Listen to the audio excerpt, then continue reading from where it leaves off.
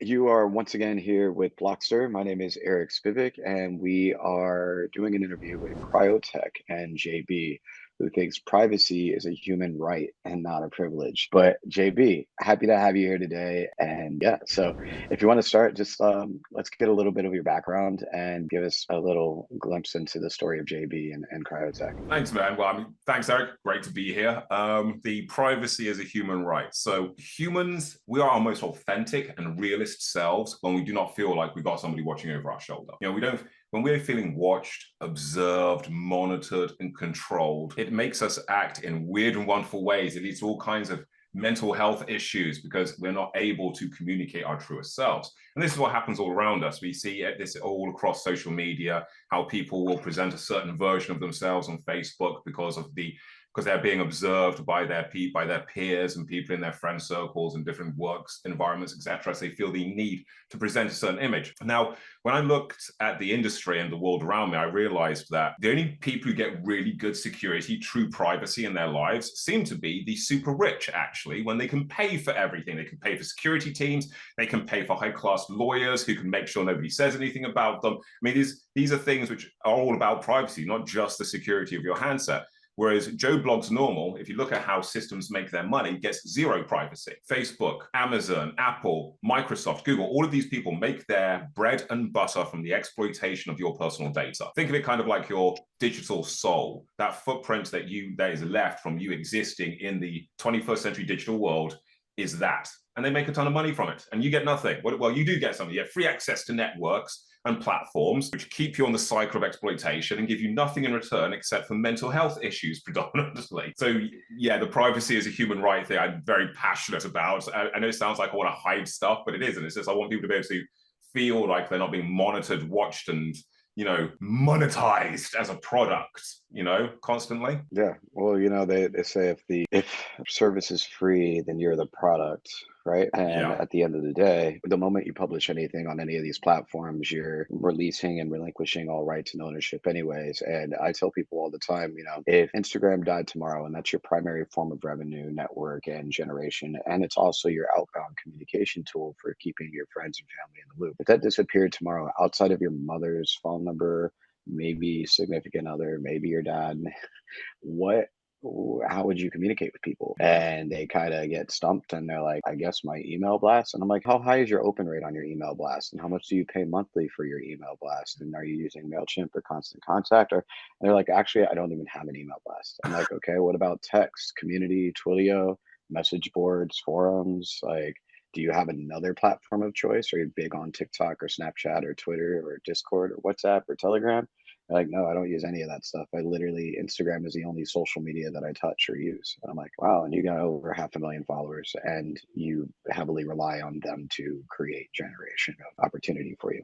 So I get it. A lot of people don't until it's kind of in their face or until it happens. And it's unfortunate that we are in a world today where, that is the norm. That is the standard that, you get free use of this thing and you can grind as much as you want, but you can't beat the algorithm and you don't own anything that you're publishing. So you're constantly feeding the machine and keeping it gassed up so it can continue to do the same thing for everyone else. So I understand your sentiment. I think it might have something to do with the amount of time I've spent in Web3 and blockchain and on all of this stuff. But that said, what inspired you to start this business? Did you have some traumatic suspension or banning of accounts? Did you lose clients because of ad spend dollars getting too expensive? What was the source or the core reason that you decided to create Cryotech around, privacy, safety, security, development, and design? Okay, kind of two things. I mean, the first one was my childhood. My childhood was a really kind of like activist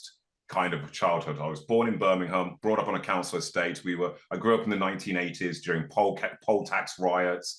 And my mother had me reading Descartes and Baudrillard before I was 5 and 6. And we were going to protest marches for freeing the Birmingham Six, which was a miscarriage of justice in Birmingham during the times of the 80s. Pictures of me like this big, like really small, with a banner 3 times the size of me, free the Birmingham Six and stuff like that. So I was kind of always trained for a revolution that never took place. I was trained in the classics. I was trained in martial arts and being self-sufficient. I've been in the army multiple times.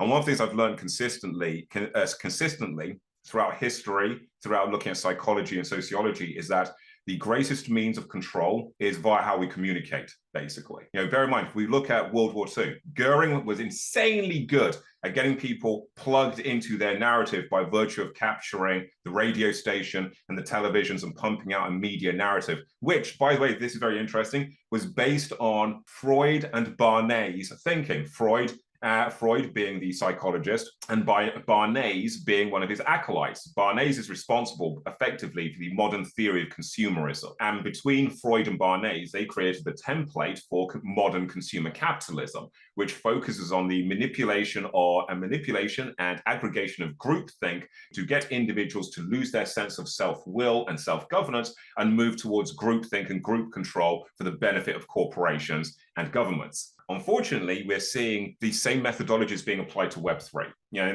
But I diverge. We'll get to that bit in a minute. The reason why I developed this is because I've had that whole thing built into me for a very early age about how we as individuals are incredibly powerful as individuals and how we should always be looking to help each other as well, not just be selfish, but to be selfless. Now, we shouldn't exploit each other. And then, I went to university, decided to become a filmmaker, discovered in Britain you can't be a filmmaker unless you make films about gang culture and romantic rom-coms with bumbling Hugh Grant, which I'm no interest in. I'm into martial arts and, Jackie Chan and Shaw Brothers movies and stuff like that, and horror movies, I then went into 3D because I loved the fact that you could build anything you wanted in 3D. You're not limited by anybody else's constraints. Moved into artificial intelligence because I just loved the concept of how you could build machines that would emote like humans. And then wind the clock forward, gone to university in London. I have met somebody, I've had 4 children. Unfortunately, things didn't go very well. And there we are, towards the end of all of that. No access to my children, feeling depressed. And I thought, you know what? I'm not going to do what every other man does who loses access to his kids, drink, alcohol, sex, generally becoming a useless person. I was like, right, I'm going to do something. I'm going to build a mobile app. I'm going to build my own communications platform to stop myself from going insane. And that's what I did. And I did a load of research into the competitors, and I started realizing there was an actual need for it. Because if you look at Signal are meant to be the bastion of security and freedom of speech for journalists and everybody. Right. But the thing is, Signal have not been that for a very long time. I mean, Moxie himself as an individual is not that particularly aligned. And then when you look at the fact that Signal took 20 million from Brian Acton, the creator of WhatsApp, and then had Moxie step down and Brian Acton became the CEO of Signal, and then instantly all the Signal servers went closed source from open source. Then we have the recent revelation that Chris Tucker has been called into the FBI office because they spotted via his Signal that he was planning to do an interview with Putin. So we know Signal for the longest time has not been our friend. And then we already know WhatsApp is just monitoring everything for ads revenue for the Facebook beast. So I was looking at all of this and I tried to think of what do we get? What's the cost benefit? What do we get in exchange for all of this? Exploitation. Nothing. So I built Vox Messenger to have a higher level of encryption to allow you to actually delete stuff and to have 0 ads of any kind. Because I'm a firm believer, if you have a good product, you do not need to model your revenue generation around lazy mechanics like, indiscriminate data exploitation of your users. Right. Yep, for sure. So it was built basically on the idea of necessity for you to be able to fix a problem that you saw and be a solution provider for not only communication, but also encryption and no trackability or tracing or remnants left behind, therefore instilling confidence and comfort in use of product. And I think that's a great summary of it. And I think at the end of the day, like the lowest hanging fruit for revenue generation for a lot of these companies is advertising, right? Let's, what will it hurt to take a little bit per month from these people that want to put themselves in front of people and don't really care about the people. They care about if they are going to be a number that converts to another number that's going to create metrics that can be sold to other people for more money that only, it's actually a really vicious cycle on both sides of it, on the founder side, on the funder side, and on the user and consumer end. So that said, us all being kind of end-to-end users, what do you think, I guess, what sets apart your business from other businesses beyond what you have already mentioned, because you said things that, made comparisons to like a Signal or a WhatsApp or Telegram or Discord.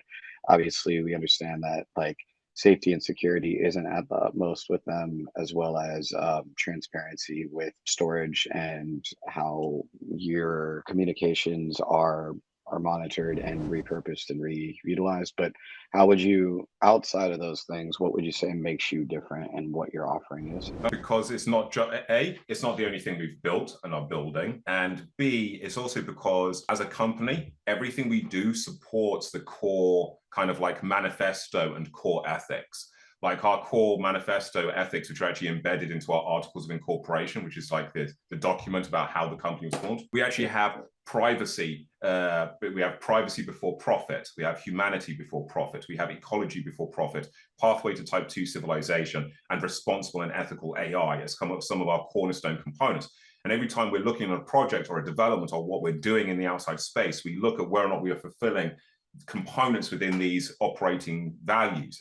Vox Messenger is just the first component of an entire ecosystem that eventually leads to a universal basic income solution for everybody. Because again, I did the financial modeling on this messaging platform years ago, working out how much money it could generate if we had all kinds of different subscribable things, this, that, and the other. And I've got to be honest, it almost put me off pursuing it because the money it could generate was so horrifically large, I considered it obscene. And I personally have no interest in being a billionaire. I don't even barely want to be a millionaire, really. So I had to come up with a way in which a solution for what to do with the money once we generate it. So I started doing some infrastructure design, and I worked out that by 2030, Cryotech will be able to fulfill its commitment of giving 60% of its net profits to a secure universal basic income wallet, which will be then distributed to all of the users of Vox Pay and Vox Crypto from 2030 onwards. Now, the reason we're doing this is because we looked at our competitors and the other companies out there like Meta, whatever you want to call yourselves now, and WhatsApp and Google and Microsoft. And we realized something, that all of these people actually have enough money already to provide a semblance of universal basic income for everybody. You don't need Sam Altman wandering around with a giant silver ball trying to capture your soul through your eyeballs with this retina scanning that's deployed in the poorest, worst places, so they will give up that information for only $40 to $100 in the ultimate exploitation. It's not necessary. Right.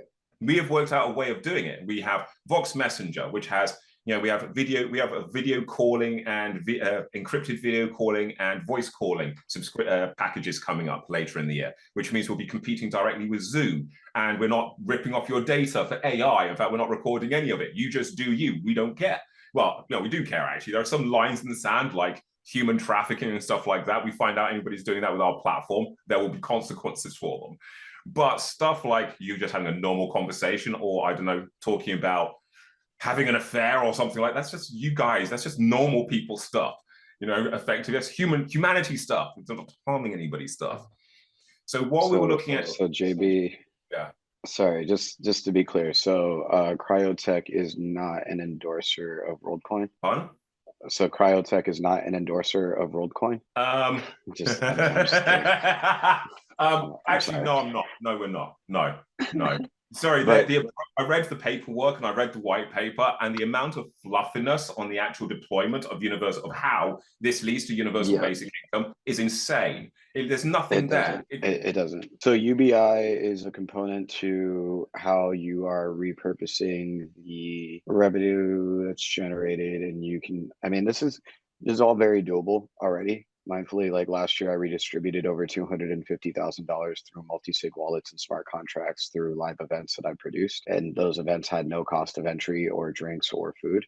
It was all completely covered by sponsors. And I've been redistributing wealth ever since with a program that I brought into universities as well as to the headquarters of corporate businesses like DeviantArt, and just showcasing the power of these tools. And I think that with that said, there's so much potential and opportunity that exists that's just not being scratched because, let's be honest, most businesses put profit over people, and, our government's not going to change their sentiment on that either, which is why we have taxation on every single thing that breathes and moves. And so I feel like the majority of tools in Web3 specifically should be reinventing the wheel in terms of consumption and creation and compensation through the methods that exist, which are really accessible more so than ever. And you can prove concept and, really change the game. So I think that's not a lofty or ambitious goal to have by 2030, considering that it's being done in 2023. So yeah, that's definitely one big thing that's setting you apart and making you different and in a sense of tech that I've heard,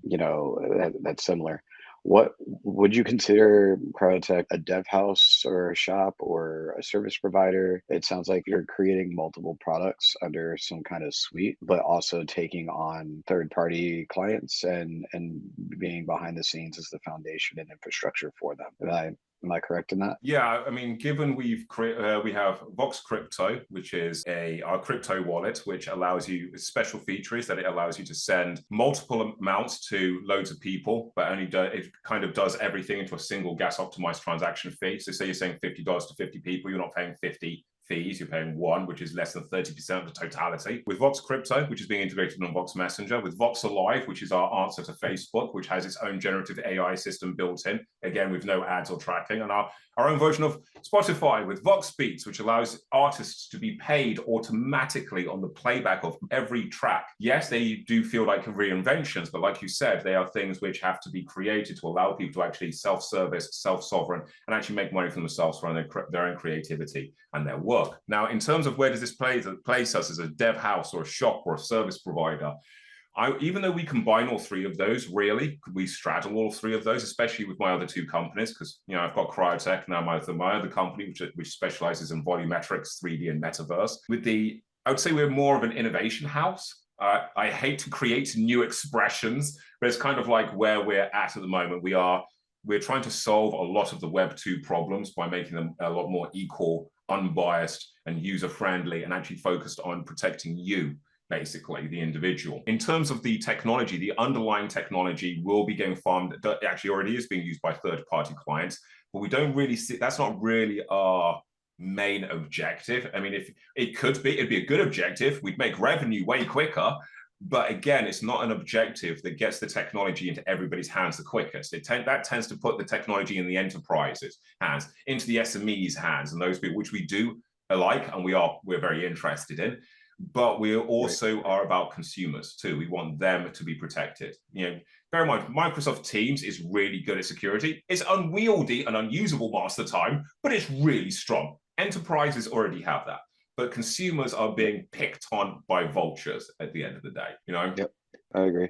So then that being such a commonality in how the tech wave has been, unfortunately, for so long, we've kind of turned a blind eye to it and just kind of accepted it as opposed to pushing back on it. And I think when people do push back on it effectively and their products or services become big enough or successful enough, they typically get acquired and then just squelched and oppressed and disappear. And it's like, okay, now who's next up, right? It's a very whack-a-mole game to maintain a specific level of control, in my opinion. But that ties into a lot of the transitions in the space at large. And like one of those I consider is like market conditions, right? What goes up must come down, but what goes down doesn't always come back up. And I think that, we were running hot too fast for too long for a long time last year in the bull run. I think, again, where there's opportunity, there's opportunists. And a lot of people were looking at everything sparkling and moving and shaking and just throwing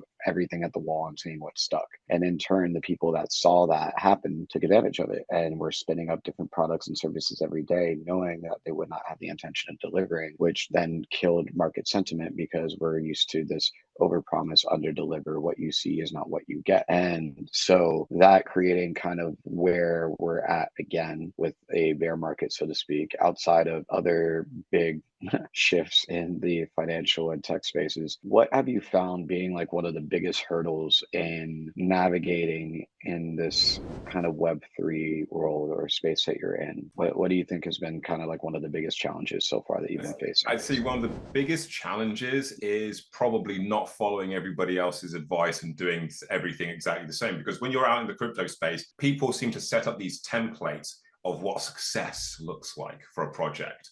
Like they'll dick ride Yuga Labs or Machi or Rider Rips all day long. And if you're not following those kinds of groups, and if you're not in those kinds of Discord groups, and if you're not saying the same things, if you're not kissing the same people's asses all the time, you'll find that it's very hard to get heard or to have the door open.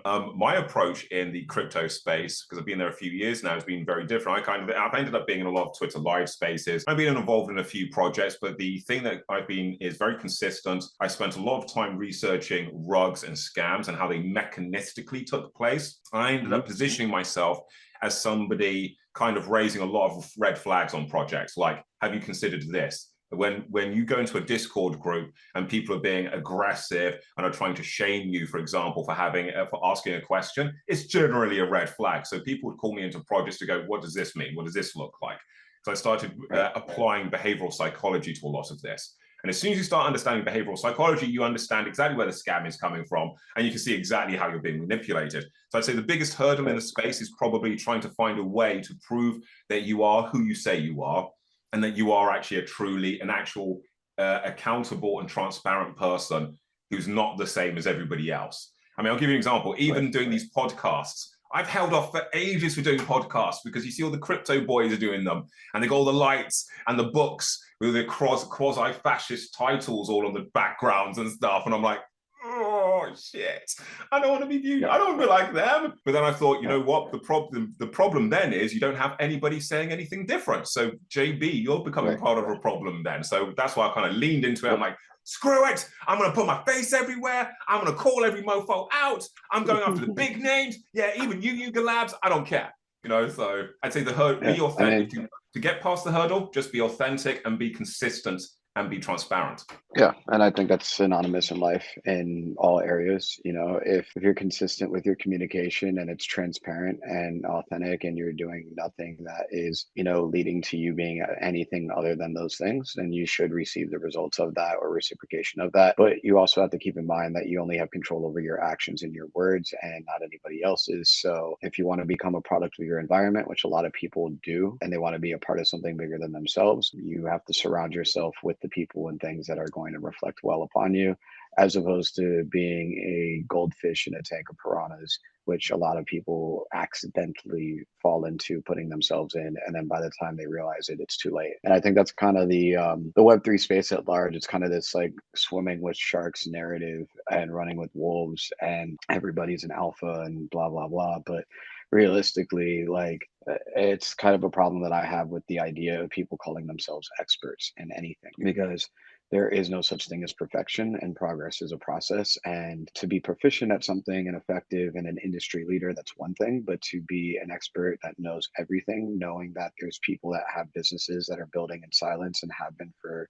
decades before you, that might just be a week away from showing you what they built and why they built it and how revolutionary it is. You don't know that. You're not privy to that information, so you can't, you know, walk around with the puffed out chest peacocking. And I'm very much a grand leveler or a humbler of people, and I think COVID and the pandemic really allowed for a reality check to happen to some of these companies that have monopolies, and show them that they're not invincible and they could shake a little bit and the rug could be pulled because they, you know, did not take care of the foundation with a unforeseeable future in mind. They got comfortable, got complacent, and in turn, you know, felt a little bit of that smoke. So I'm not mad at it. And that said, in terms of businesses and future of things, like, what would you say is kind of like an ideal client for you, or a perfect picture client? Like, what do they knock on your door with? What are your prerequisites or expectations for somebody when they come to Cryotech? Well, we actually get a lot of emails asking about us to do various jobs, mostly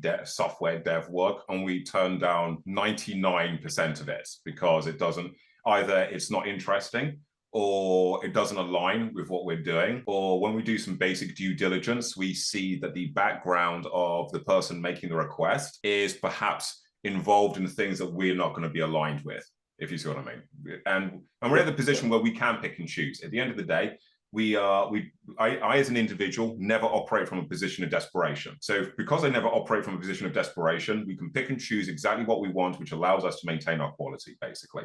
I mean, I'll give a perfect client for us would be, say, I don't know. I mean, I'll give you an example. We recently got called into the Doggyville crypto project, which runs on Binance, because they were being built by their developers. You know, they were going through some problems, and basically we were called in to take a look at the project, to streamline it, and see where the potential problems were, which involved us doing auditing, involved us doing pen testing and stuff like that. We're not working with them anymore, not to throw shade, but, you know, people don't pay bills. Work can no longer be done for them, if you know what I'm saying. So after auditing and stuff like that, we will take a look at it. We do some pen testing on it. A perfect client for us, it would actually be Meta. Facebook would be the perfect client for us. We could actually show Facebook how to re-engineer their data lake exploitative dependent system to be actually European compliant. We could show them that. I mean, that would be interesting. I mean, this is the other thing. The platform we've built is pretty much the only one that can operate in the European space under their strict privacy laws, because Facebook, Twitter, Instagram, Pinterest, all of these platforms use and leverage data lakes, which is the grouping of all of your data. And from later this year, it's illegal for European data to be used to be deployed on any server other than one that's ground-based actually in Europe itself. So yeah, I would say dream clients would be those big companies which are struggling to wake up to the reality of how the scene has changed for privacy. Yeah. Yep, no, that makes sense. So basically, an ideal client for you is somebody that you can show the light and the transition and growth and expansion into how they manage data and how they operate and the options that they have, as opposed to continuing to operate as they have, and to get the results that are more in favor of the consumer and creator and user, as opposed to the backside. So yeah. I think that makes sense. And obviously getting compensated appropriately for your services is you know, that's the thing. And then speaking of kind of like potential future client, if someone wanted to do a partnership or collaboration and they didn't have the money, let's say they've got a really great idea and they've worked really hard on it, but they just can't manage to get into those VC rooms or angel or private equity conversations. Do you what do you look for in a project that you guys decide to take on that might not have all the resources and tools? If you do even entertain actually, yeah, we do. And it's okay if you don't. Oh no, no, actually we do entertain that stuff. I mean, bear in mind, I used to be I'm an underdog. I had to start somewhere, you know. So yeah, of course. I actually, again, it's about interest. If the project is interesting, if the project actually fulfills one of our 5 manifesto components, like type 2 civilization, humanity before profit, ecology, or any of those things, and if the individual or group working on it are actually really good, and of course are kind of moral people. By moral, by the way, I don't mean like this whole religious thing, damn thee to hell. I just mean a good human being, you know, somebody that cannot walk over a beggar in the street and not try to help him. Somebody who's like, you know, I don't want a BMW driver. I want somebody that actually cares about their local humanity, you know? So for those projects, yes, we would put in resources, especially if the project is something that can enhance and be woven into the Vox communications ecosystem. You know, bear in mind, we wouldn't help somebody if they came to us saying, I've got this project here and it's about leveraging pregnant women's private data for X amount of money making. We'd be like, what the F? No, go to Deloitte. They'll love that all day long. That's not us. Understood. Yeah. Okay. So just, you know, having a good product, good service, good idea, and that being reinforced by the person being a good person, which from my understanding isn't too difficult, but apparently a lot of people in this world really struggle with that. So I get it. Integrity, ethics, character, it's, you know, they're things, right? Basically, so then, I want to be helping anybody that's a politician in the modern world by the looks of things. Right. I feel it.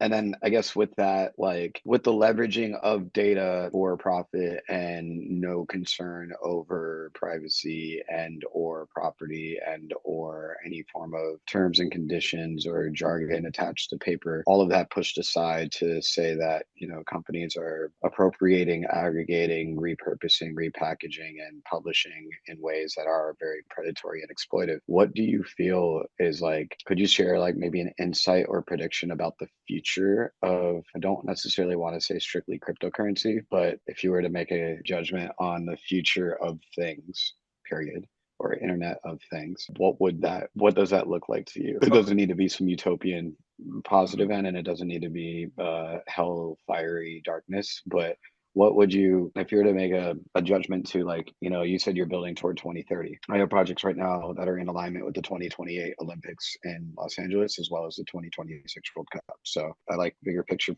people and projects too. So yeah, what would you, if you were to make a prediction on the future of the sentiment and direction of things using technology, where do you see this going? Where do you see Okay, the future of tech going? there's a reason why 2030 is a very important year for Cryotech. So in 2028 and in 2030, there will be 3 commercial fusion reactors coming online around the world. One in the United Kingdom, one in Europe, and one in the United States. This is huge because when these fusion reactors are turned on, if they are successful and work and don't create a massive gaping hole in the earth, these will generate electricity that is so cheap, we're talking about cents on the dollar per megawatt levels of cheap. Now, why is this important? This is important because this means that we will finally have the ability for mass adoption of proof of work blockchain systems like Bitcoin.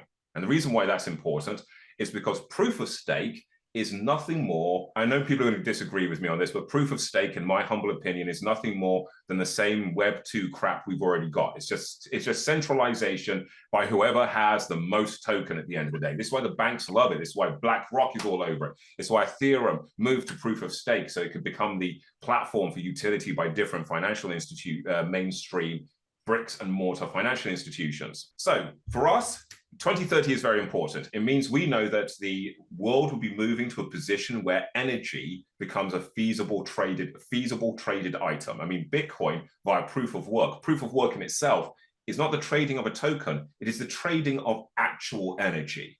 So when you look at it as the trading of energy, you suddenly realize that you need an incredibly powerful energy source to make Bitcoin and proof of work a usable mainstream mass adoptable item. This is the reason why all the banks are falling all over themselves to push proof of stake systems as hard as possible, because when proof of work becomes mainstream banking becomes largely irrelevant very, very quickly. And that's what we're gearing up for here at Cryotech.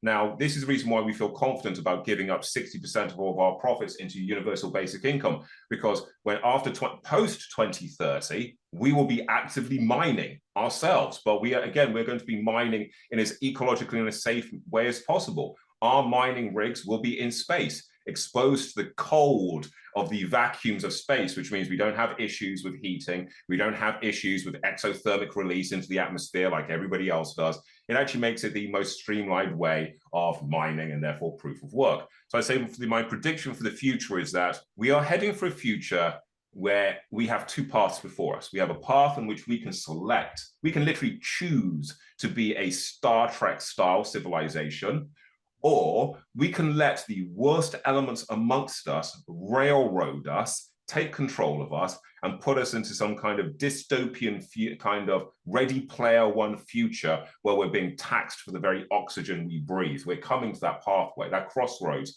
is very close. And it starts, and I feel like the reason I'm kind of positioned to do this with Cryotech is if I don't do it, nobody else seemingly will. And I don't want my kids to be going to protest marches, the same stuff as me, as having to be on police public scrutiny panels to keep an oversight on the police because of the way in which they behave. I'd like my kids and everybody else's kids to be able to live a life where they can enjoy the world, and that doesn't happen without us fixing it. And fixing it is unfortunately making sure that the worst elements do not take control of us and continue the cancer that is consumer capitalism. Yeah, I can be in agreement with the majority of what you shared as somebody that looks toward the future, but not forgetting the past and living in the present. So, with the adoption of autonomous vehicles as well as law enforcement vehicles and, safety and security, I mean, there's a lot on fire. There's been a lot on fire for a long time, and there's not enough firefighters to put them out, which has also allowed for the opportunity that does exist of this whole emerging tech market where, there's a lot of things that are unregulated, uncontrolled, and they're too far gone to pull back and you can't put them out. So it's just a matter of watching how big and scaled they get or if they're going to implode internally or whatever it may be. But at the end of the day, there's new quote unquote kids on the block creating new monopolies, and it's a matter of figuring out if those are going to be ethical and integrity based, or if they're going to continue to operate business as usual, which a lot of this stuff is, unfortunately. And I like to maintain a optimistic, hopeful, faith-driven future that humanity kind of balances itself out. I also love bad weather because it's an example of when you treat Mother Earth poorly, what could be the effects or impacts and retaliation, so to speak. And I think that is in alignment with just humans in general, where your body will say what your mind won't. If you're hungry, your stomach will growl. If you're tired, you'll yawn. If you're so just very much in tune with like that type of mindset and mentality. And that's how I approach a lot of this stuff. I have a very different perspective on it, but people seem to be in alignment with following it and understanding that how you do anything is how you do everything, and we have the opportunity to do everything a hell of a lot better right now. So I just hope that that becomes the majority and not the minority. And so I guess that covers almost everything that I wanted to ask, from the predictions to what your service offerings are, to navigating against adversity and obstruction, to kind of your backstory and background and what sets you apart. And then I guess I have two more questions for you. One is just a closing statement and famous last words, so you can let that marinate. And then the other final interview question that I have for you is, if you could change anything in the Web3 world, what would it be? What would it be and why? If you could change anything, if it's I don't even want to give you ideas, I want to hear yours. Okay. If there's anything you could change with the way that things operate. I already know what I would change in the crypto space, and I would change this crypto Chad, crypto boy culture that we have got everywhere. It is irritating. It is pointless and unnecessary. It really clicks into that whole Andrew Tate thing going around, which is just icky for fucking days. All these people talking about alpha dogs and blah, blah, blah. It is some of the rankest alpha wannabe machismo nonsense that you see infecting the entirety of the industry at the moment. And it's being led, unfortunately, by some of the biggest names in the industry. They love that image. Why do you think there's so few women in the industry? It's a horrific space for women in the crypto industry. It really is. It's male dominated by some of the worst amongst us. So what I would change is I would change the culture of allowing that behavior to be acceptable.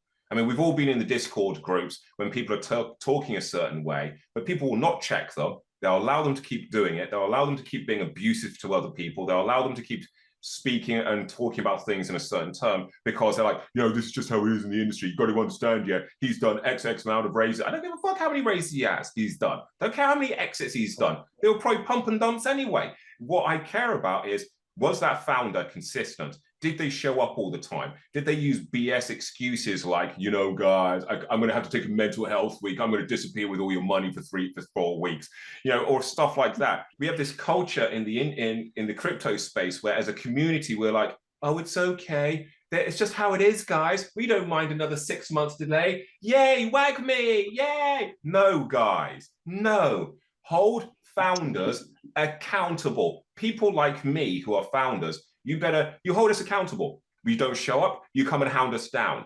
We take your money, you better be coming knocking on our doors, because until people start doing that, these opportunist scumbags in the space are going to continue operating. Going to keep doing it. Yeah. So that would be it. The culture, kind of make it a bit more, on accountability and transparency. Yeah, I mean, that's kind of the after effects to there being a low cost and low bar of entry. Yeah. Realistically, anybody can participate, which is great, but not everybody can participate, which is not great, and I'm an advocate for inclusivity, diversity, and accessibility. That's why my events are completely free entry, free drinks, free food. I'm like, if you have the time and you're interested and you can make it here, I'm taking care of everything that I possibly can to make it comfortable for you to feel seen, to feel heard, to feel safe. And that's really all people want. They want those three things, and then they want to meet new people, see new things, and have fun in the process. Experiences, exactly that. So those are line items and bullet points that can be included in just about any business without messing up the moral fabric or integrity of the business. And I think at large, there's definitely cleansing or overhaul that needs to happen for the entire narrative and stigmas to be reduced or removed. And that's a group effort. And with people coming in and falling out every day, it's very hard to make it sustainable. And I think Yeah. that's kind of where it rolls back to what you were saying in terms of some of the larger voices in the space, having these back channels and groups that validate and further exasperate what they're saying to everybody, and then it becomes an echo chamber of this mindset, and that's just not how things roll. I say trust is cool, but I'm about accountability, so I'm completely with you on what you're saying. So all that said, I think I just dropped the quote there of a famous last word: trust is cool, but I'm about accountability. Do you have any closing statements or famous last words that you want people to know about Cryotech, Cryolab, yourself? Is there anything that you want to leave the people with? I would probably say, okay, my personal motto is "Si vis pacem para bellum," which is basically Latin. It means that when you seek peace, you find war. And I find that is really true, because even though we are looking for a peaceful world and the ultimate is peace, tranquility, and all of us getting along, the reality is, under the current Barnese Freudian-inspired consumer capitalist world we have, it's going to take a lot to shift that. And it ain't going to happen peacefully. There will be disruption, and that disruption will be difficult. But you know what? It ain't going to last for long.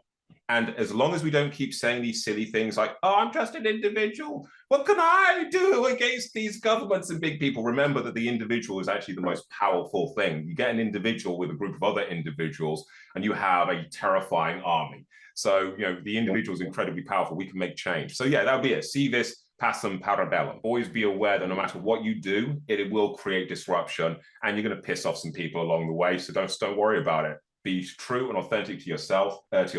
Be good to others, and get the job done. I dig it. Yeah. Well, I appreciate you for your time here with Blockster. I hope some people gather a lot of value out of this interview. I know that I did.